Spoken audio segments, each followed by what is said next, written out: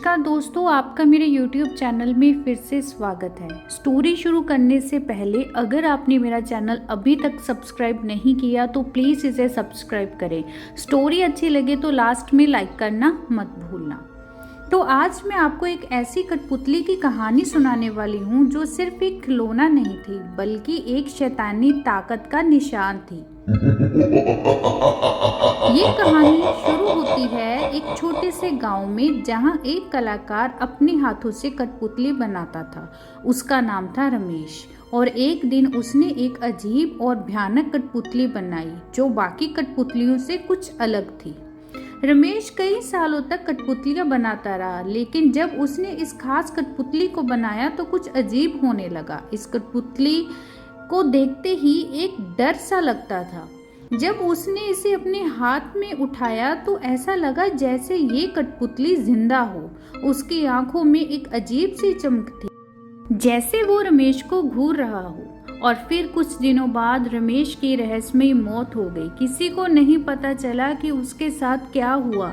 लोग कहते हैं कि उस रात रमेश के कमरे से तेज चीखने की आवाजें आई थी और सुबह सिर्फ उसकी डेड बॉडी मिली। उसके हाथों में वही कठपुतली थी। रमेश की मौत के बाद उसका घर खाली हो गया, लेकिन वो कठपुतली अब भी वहां थी। लोग कहते थे कि उस कठपुतली में एक आत्मा है और उसमें अब रमेश की आत्मा भी कैद थी, जबकि कुछ का मानना था कि ये कठपुतली खुद एक शैतानी आत्मा थी जिसने रमेश को अपने वश में कर लिया था। समय बीतता गया, लेकिन जो भी उस कठपुतली के संपर्क में आया उसका अंजाम हमेशा बुरा ही होता।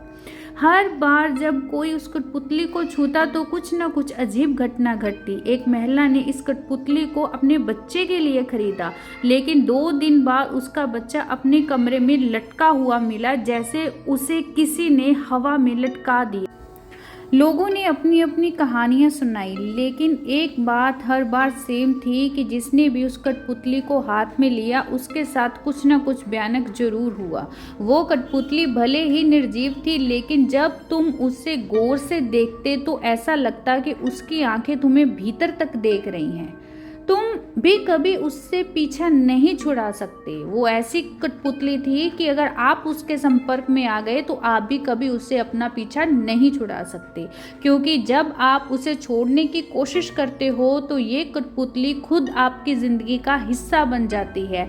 और रात के अंधेरे में जब सब सो रहे होते हैं तो वो आपको ऐसा महसूस करवाती है कि जैसे कोई आपको, जब सो रहे हो तो आपका कोई हाथ पकड़ के या पाँव पकड़ के आपको हिला रहा है। वो इतने भयानक तरीके से डराती है और फिर वो धीरे धीरे आप जमीन पर चलते हुए आपकी आंखों के सामने दिखती है और फिर आपकी तरफ बढ़ती है और उसका सामना करना नामुमकिन है।